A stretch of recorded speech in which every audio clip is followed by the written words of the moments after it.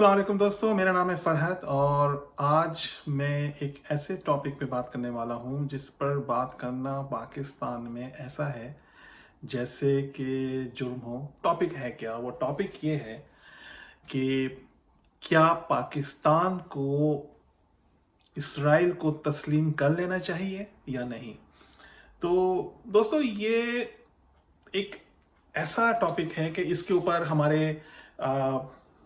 जज्बात भी आ जाते हैं और हमारी जो पिछली तकरीबन कई बरसों पे मुहित हमारी एक सोच भी है कि इसराइल जो है उसने फ़लस्तीन पर नाजायज़ कब्ज़ा किया हुआ है और हमें फ़लस्तीन को अ, इस इशू पे हमें सपोर्ट करनी है और हमें तमाम अरब दुनिया को, जो अरब दुनिया जो है वो फ़लस्तीन को सपोर्ट कर रही है और हम भी उसके साथ हैं। और हमने अपने पासपोर्ट पर यहाँ तक ये लिख दिया है कि हम दुनिया में कहीं पर भी जा सकते हैं, लेकिन हमारा पासपोर्ट जो है वो इसराइल के लिए कारआमद नहीं है।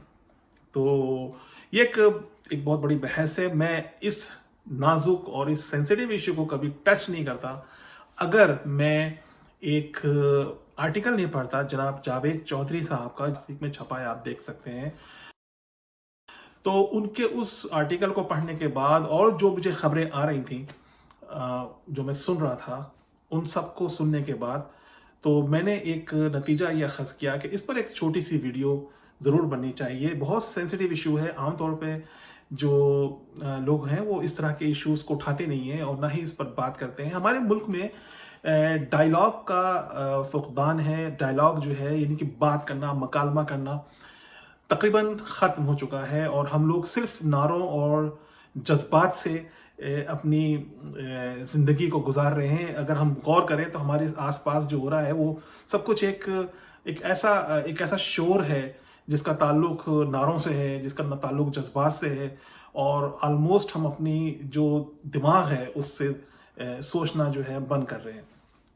दोस्तों, मैं मुझे मुझे मैंने जब मैंने देखा कि यूएई ने इसराइल को तस्लीम कर लिया है तो मुझे बहुत हंसी आई। वो हंसी इसलिए आई मुझे कि हमारी जो कौम है उसको वो क्या कहते हैं कि अरबों ने ट्रक की बत्ती के पीछे लगा के रखा हुआ था। हम लोग उसी तरह से जा रहे थे और पता ये लगा कि हम जिनको सपोर्ट कर रहे थे उन्होंने खुद ही तस्लीम कर लिया। तो फिर सवाल ये पैदा होता है कि हमारा क्या मसला है, हमारी क्या प्रॉब्लम है। नाजरीन, पाकिस्तानी एम्बेसडर हैं, उनका एक अपनी वीडियोस बनाते हैं वो। तो मैंने उनका वीडियो देखा और मुझे लगा कि उनके एक दो छोटे छोटे क्लिप जो है मैं इस वीडियो में ऐड करूं और हम उसके ऊपर बात करें। तो जहाँ तक इस सारे मामले का ताल्लुक़ है, पाकिस्तान में हमने बहस देखी कि भाई अरब दुनिया जो है अब इसराइल के साथ कर रही है, तो पाकिस्तान इसराइल के साथ ताल्लुक़ात क्यों नहीं करता, छोड़िए फ़लस्तीन को, ये सारे वैसी। और दूसरा ये भी कहा जाता है कि अरब दुनिया ने कश्मीर पे हमें कौन सा सपोर्ट कर दिया कि हम फ़लस्तीन के मामले में सपोर्ट करें। इसमें मैं ज़रा वाज़ेह करना चाहता हूँ नाज़रीन कि जहाँ तक देखिए फ़लस्तीन का ताल्लुक़ है, ये सिर्फ़ हक़ खुद इरादियत का मामला नहीं है, सिर्फ सियासी मामला नहीं है। पाकिस्तानियों के लिए फ़लस्तीन का मसला इससे कहीं बढ़ के है। ये बैतुल मुक़द्दस का, मस्जिद अक़सा का मामला है। यह हमारे लिए एक मज़हबी और रूहानी मामला भी है, सिर्फ सियासी मामला नहीं है। अच्छा, तो अब इनका कहना यह है कि ये अरबों का मसला है, अरबों ने इसको सॉर्ट आउट किया है। तो पाकिस्तानियों के लिए ये मजहबी मसला है, लेकिन अरबों के लिए ये सियासी मसला था। ये एक और वीडियो क्लिप देखते हैं। जहाँ तक कश्मीरी का ताल्लुक़ है, वो अरब दुनिया के लिए उस तरह अहमियत नहीं रखता जिस तरह फ़लस्तीन का मसला या बैतुल मुक़द्दस का मसला हमारे लिए अहमियत का हामिल है। कश्मीरियों को अरब दुनिया जो है वो एक सियासी मसले के तौर पे देखती है। तो नाज़रीन, इन्हीं कश्मीर का जो मसला है वो अरबों के लिए अहमियत का हामिल नहीं है। कश्मीर को अरब दुनिया सियासी मसले के तौर पर नहीं देखती है और हमें भी इसी को मुसलमानों का उस तरह मसला करके पेश नहीं करना चाहिए, क्योंकि हक़ खुद इरादियत का मसला है। ठीक है, हम ये भी कहते हैं कि ये एक कश्मीर के रेजोल्यूशन के बग़ैर पाकिस्तान का जो एक ये तक़सीम का जो मामला है ये मुकम्मल नामुकम्मल है, पाकिस्तान जम्मू और कश्मीर जो है पाकिस्तान की शहरग है, ये सब चीज़ें अपनी जगह दुरुस्त हैं। लेकिन मैं अरब के जो कॉन्टेक्स्ट है उसके हवाले से आपको बताना चाह रहा हूँ कि ये कश्मीर को वो कोई ऐसा मजहबी मसला नहीं समझते, लेकिन फ़लस्तीन हमारे लिए एक सियासी मसला भी है, हक़ खुद इरादियत का मसला भी है, और साथ साथ एक हमारे लिए, क्योंकि बैतुल मुक़द्दस मस्जिद अक़सा हमारे लिए बड़ी मुबारक जगह है, क़िबला अव्वल है। तो ये तीनों मज़ाहिब के लिए, चाहे वो इस्लाम हो, ईसाईयत हो या यहूदी लोगों के लिए, तो ये जगह तीनों मज़ाहिब के लिए बड़ा अहमियत का हामिल है। इसलिए यूएई और जो इसराइल के दरमियान मुआहदा होने जा रहा है उसको अब्राहम एकॉर्ड्स का नाम दिया गया है, क्योंकि ये इब्राहिमिक रिलीजन है सारे। ओके, ठीक है, हमने मान लिया कश्मीर अरबों के लिए मसला नहीं है, और पिछले 70 साल से कश्मीर में प्रॉब्लम चल रही है, लेकिन अरबों के लिए कश्मीर कोई मसला नहीं है। ओके, ठीक है, लेकिन फिर अरबों के लिए फिलिस्तीन कोई मसला है या नहीं, ये भी हमें बात सोचनी होगी। तो अब अरबों के लिए फिलिस्तीन भी कोई मसला नहीं है, तो सारे मसले हमारे लिए हैं। और हमारी प्रॉब्लम्स क्या है? वो प्रॉब्लम हमारी ये है कि हम अपने आप को बहुत ज़्यादा, हमें हर वक्त अपने आप को मजबूत रखना है, क्योंकि हम पर अगर किसी वक्त दुश्मन का हमला होता है तो हमारे डिफेंस के लिए, हमारे बचाने के लिए कोई भी नहीं आएगा।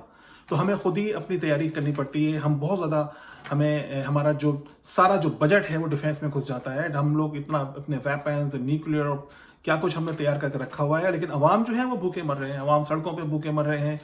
और कराची में तो आपने अभी देखा कि जो सैलाब की कैफियत थी और लोग किस तरीके से, क्या सूरत हाल हुई सैवरेज सिस्टम का। तो मेरा जो सवाल ये है कि हमारा एक अनफॉर्चुनेटली हमारा एक दुश्मन मौजूद है हमारे पड़ोस में, और हम उसके साथ 4 जंगें लड़ चुके हैं। तो मेरा जो सवाल मेरा ये उठता है कि हम मजीद दुश्मन अपने लिए क्यों पैदा करें? ठीक है, हमारा एक दुश्मन ऑलरेडी है, हम उस दुश्मन के साथ कभी दोस्ती भी रखते हैं, कभी हम ठीक हो जाते हैं। एक पड़ोसी है, नेबर है हमारा, हम कभी उसके साथ हमारे ताल्लुकात ठीक हो जाते हैं। मुझे पर्सनली ऐसा लगता है कि जब हुकूमतें बदलती हैं तो भारत में मूड्स भी बदलते हैं। अगर डिपेंड करता है पाकिस्तान की जितनी भी, मैं बिल्कुल न्यूट्रल बात करूंगा, पाकिस्तान की जितनी भी हुकूमतें आई हैं उनकी कोशिश यही होती है कि वो भारत से अपने ताल्लुकात ठीक रखें, एक आध वाक़यात को छोड़ के। लेकिन ये कि भारत में बाकायदा यूज़ किया जाता है पाकिस्तान के साथ ताल्लुकात को इलेक्शंस के लिए, और वो एक इलेक्शन स्टंट बनाया जाता है, और मीडिया भी उसको नफरत को सेल करता है। तो मैं समझता हूँ कि हमें जिस तरीके से अपने डिफेंस को मजबूत रखना पड़ता है, तो उसके लिए आप जो है मजीद अपने लिए, अगर आप दुश्मन आप पैदा करते हैं तो आपको मजीद अपना पैसा डिफेंस पे लगाना होगा, और ज़्यादा अपने आप को मोर मॉडर्नाइज करना होगा। अपने तैयारे जो हैं वो आपको बहुत ज़्यादा हाईली इक्विप्ड करने होंगे। तो उसका अल्टीमेटली नुकसान किसको पहुंचेगा? अल्टीमेटली नुकसान अवाम को पहुंचेगा। और किस तरह से पहुंचेगा कि आपके ऊपर टैक्सेस लगेंगे, आपकी बजट जो है वो आपके लिए उसमें कुछ फलाह के लिए मौजूद नहीं होगा। आप लोग जो है वो सड़कों पे सोएंगे, पानी जो है वो आपके घरों में घुस जाएगा, और शायद सर्फ की जो कीमतें हैं वो बढ़ेंगी। किस लिए बढ़ेंगी? इसलिए कि आपके पास बजट नहीं है कि आप अपना मुल्क का जो इंफ्रास्ट्रक्चर है उसको प्रॉपरली ठीक कर सके, क्योंकि आपको अपनी डिफेंस की पड़ी हुई है कि हमारा जो दुश्मन है वो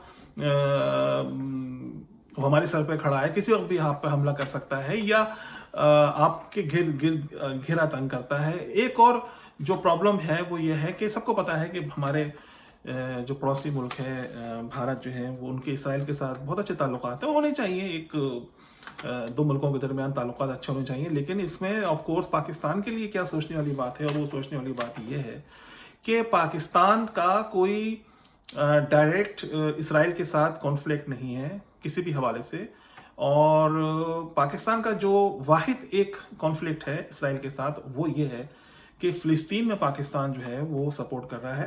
तो ये हमारे इश्यूज हैं जिस पे हमें बात करनी चाहिए, लेकिन हमें डायलॉग के ज़रिए बात करनी चाहिए। मैं समझता हूँ कि इस वक्त हमें जो सूरत हाल चल रही है वो सूरत हाल बहुत गंभीर है। और सूरत हाल क्या है कि पाकिस्तान वो वाहिद मुल्क है पूरी मुस्लिम उम्मत में जिसके पास डेडली वेपन्स हैं, न्यूक्लियर वेपन्स हैं। और पाकिस्तान एक जिम्मेदार मुल्क है। पाकिस्तान किसी पर भी हमला नहीं करेगा, ना करना चाहता है। वो सिर्फ अपने डिफेंस के लिए उसने ये सारे हथियार, क्योंकि पाकिस्तान को 1971 में एक वॉर हुई और जिसमें पाकिस्तान जो था वो उसमें उसको शिकस्त हुई। और वो शिकस्त की वजह जो थी वो सियासी भी थी और कुछ उनकी उस वक्त की जो क़यादत थी उसकी गलतियां थी। लेकिन पाकिस्तान उस गलती को दोबारा से नहीं दोहराना चाहता। पाकिस्तान चाहता है कि पाकिस्तान का डिफेंस इतना मजबूत हो कि कभी भी पाकिस्तान को ऐसी सिचुएशन का सामना ना करना पड़े कि जहां 1971 में पाकिस्तान को हथियार डालने पड़े। तो ये एक सूरत हाल है। तो अगर हम उसी सूरत हाल को मद्देनजर रखें और ये मद्देनजर रखें कि पाकिस्तान हमारा मुल्क है और हमें उसको कैसे सेफ रखना है और हमें अपने दुश्मनों की तादाद कैसे कम करनी है, ये शतरंज की चाल है। शतरंज की चालें आप चलते हैं और आपको अगली 20 चालों तक नजर रखना होता है कि अगली चाल क्या आपके ऊपर पड़ने वाली है। तो हाँ, हाँ, भारत जो है वो उसका ये एक खास उसकी टैक्टिस रही है और भी टैक्टिस होती है। भारत अपनी गेम खेलता है, आप अपनी गेम खेलते हो, आप चाइना के साथ दोस्ती करते हो भारत के खिलाफ, और भारत अपने गेम खेलता है। मैं ये इन गेम्स में नहीं जाना चाहता, क्योंकि मुझे पर्सनली मेरी ये जो मेरी फीलिंग्स हैं वो मोहब्बत की हैं। मैं पूरे दुनिया में अमन देखना चाहता हूँ। स्पेशली जो हमारा साउथ एशिया है वो बहुत गुर्बत में पिस रहा है, गुर्बत में पिस चुका है। हमारे लोग जो हैं वो जाना चाहते हैं बाहर, साउथ एशिया से बाहर जाते हैं, वहाँ मेहनत मजदूरी करते हैं। तो हम लोग दरअसल ऐसे हालात क्यों नहीं पैदा करते कि हमारे जो मुल्क हैं वो गुर्बत से बाहर आए। और गुर्बत से जब भी बाहर आ सकते हैं जब आप अपने कॉन्फ्लिक्ट को ख़त्म करें एक एक करके। आपके कॉन्फ्लिक्ट खत्म होंगे तो आपके प्रॉब्लम्स खत्म होंगी। आपका जो बजट है, जो डिफेंस पे आप इतना पैसा लगा रहे हो, जो आप बेतहाशा आपका पैसा जो है वो आप मिसाइल खरीद रहे हो, टेक्नोलॉजी खरीद रहे हो। भारत एक चीज़ खरीदता है, आप दो चीज़ खरीदते हो, भारत दो खरीदता है, आप तीन खरीदते हो। बट लेकिन हो क्या रहा है, ये आपकी आवाम जो है, मुझे ऐसा लगता है कि भारत और पाकिस्तान की आवाम यूं देखती है कि अब ये क्या कर रहे हैं, वो क्या कर रहे हैं। और मीडिया नारे मारता है, जोश लगाता है। हमारे यहाँ पाकिस्तान और इंडिया के बॉर्डर पे वो जो नारेबाजी होती है वो सब देखते हैं। अब ये भी एक तमाशा बहुत, मेरे ख्याल शायद दुनिया में किसी भी बॉर्डर पे नहीं होता हो। तो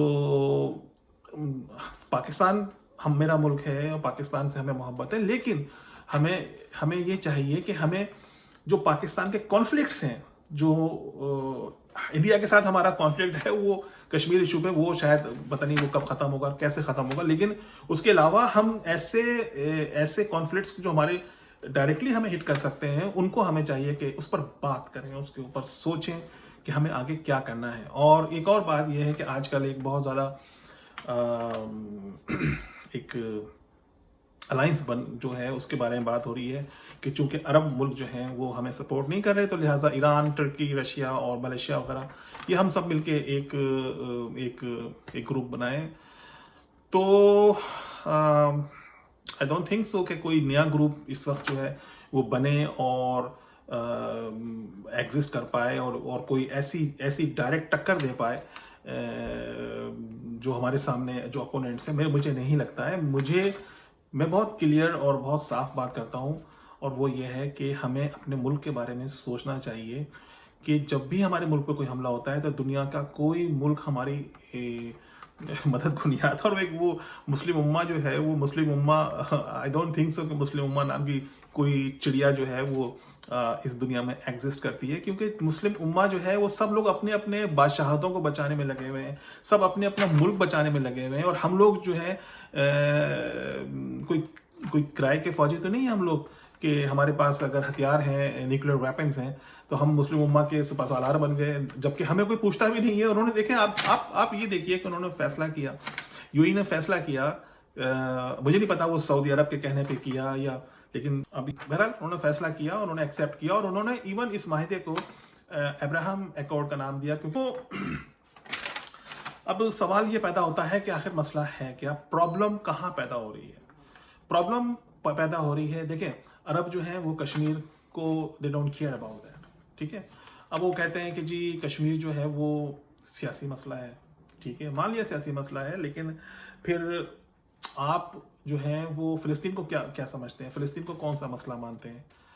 अगर कश्मीर उनके लिए कोई प्रॉब्लम नहीं है तो उनके लिए फ़िलिस्तीन में कोई मसला नहीं था। देखिए ना, उन्होंने इसराइल से इत्तेहाद कर लिया, तो इसका मतलब ये कि फ़िलिस्तीन में उनके लिए कोई मसला नहीं है। तो मेरे दोस्तों, मेरे भाइयों, हम ट्रक की बत्ती के पीछे लगने के बजाय हमें ये देखना है कि हम अपने लिए, खुद के लिए क्या फैसला कर सकते हैं, हमारे लिए क्या हम अपने लिए क्या बेहतर समझते हैं। हमारी जो आने वाली नस्लें हैं, जो आगे हमारे जिन्होंने संभालना है इस मुल्क को, उनको हम क्या दे के जा रहे हैं। तो आपको मैं बताऊं कि भारत और इसराइल का बहुत ज़बरदस्त अलायंस है, और भारत और इसराइल के दरमियान कई फ़ौजी ताउन के माहिदे मौजूद हैं, और वो बाकायदा उनको टेक्नोलॉजी फ्राहम कर रहा है। वो टेक्नोलॉजी किसके खिलाफ यूज़ होगी? दो ही मुल्क हैं, या तो चाइना या पाकिस्तान। तो दोस्तों, सवाल ये पैदा होता है कि हम कहाँ खड़े हुए हैं, हम कहाँ स्टैंड करते हैं। हम इस वक्त जो हमारे हालात हैं, वो हालात हमारे ये हैं कि हम पर बैरूनी कर्जे हैं, और चाइना के साथ हम हैं, बिल्कुल हैं, चाइना हमारे साथ है, और एक जाल जो है वो बुना जा रहा है, जो कि चाइना के इर्द गिर्द बुना जा रहा है, और बहुत बहुत ही प्लानिंग के तहत काम हो रहा है, और भारत भी उसमें दम साधे बैठा हुआ है। भारत और चाइना की अभी लड़ाई आपके सामने हुई, और भारत ने उसको कड़वी गोली समझ के पी लिया।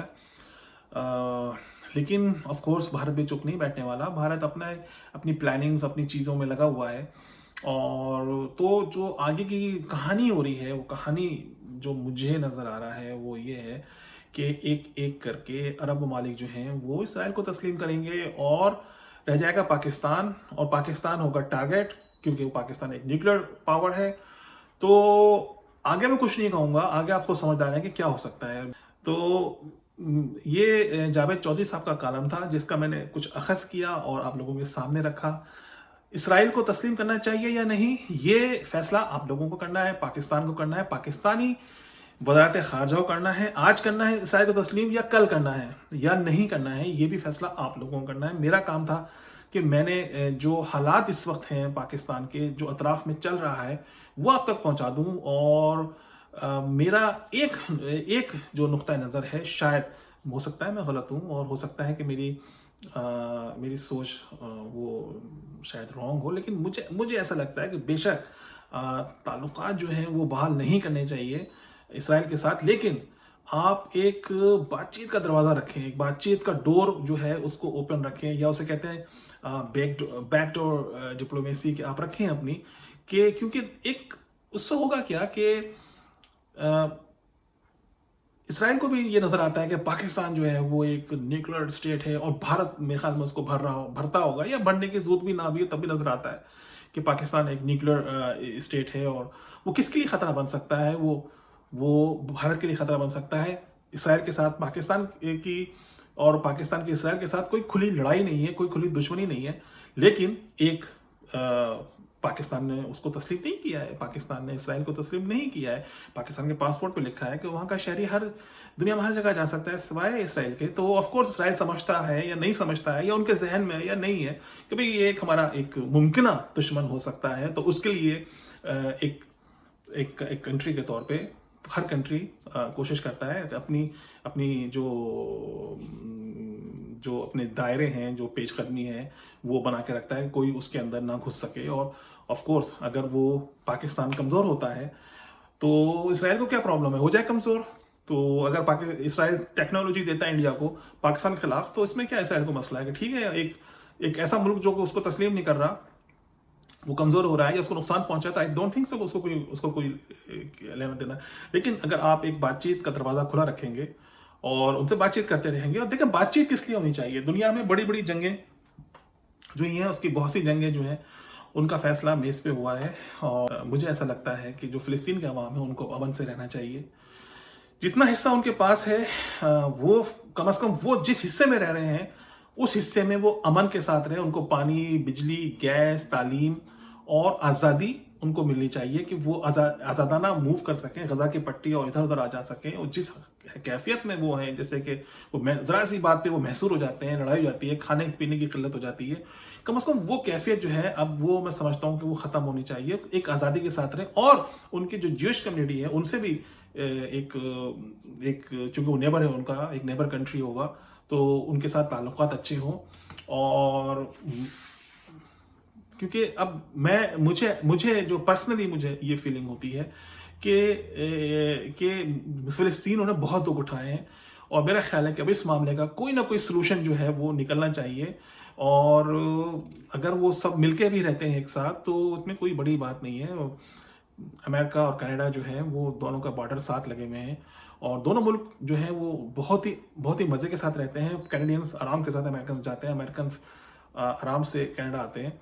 और हालांकि इनकी आपस में जंग एक दो लड़ाइयाँ बड़ी खौफनाक हो चुकी हैं, लेकिन देखिए वक्त के साथ साथ आप आगे बढ़ते हैं। वक्त जो होता है सबसे बड़ा मरहम होता है, और आपको आगे बढ़ना होता है। अगर आप वो वक्त के धारे में वक्त में ही फंस जाएंगे, आप माजी में फंस जाएंगे, तो आप अपनी जो मुश्किलात से कभी भी अपने आप को निकाल नहीं सकेंगे। तो आपको आगे बढ़ना चाहिए, और ये मेरा नुक्ता नज़र है। और मेरा नुक्ता नज़र हरगिज़ ये नहीं है कि आप इसराइल को तस्लीम करें। मैंने एक सवाल जावेद चौधरी साहब ने अपने मजमून में रखे हैं, और उनका तकरीबन लास्ट वीक को छपा है ये, तो आप अगर पढ़ना चाहें पढ़ सकते हैं। वही सवाल मैंने आपके सामने रखे हैं कि हमें अब सोचना चाहिए हमें करना क्या है। अपने मुल्क को बचाना है हमने।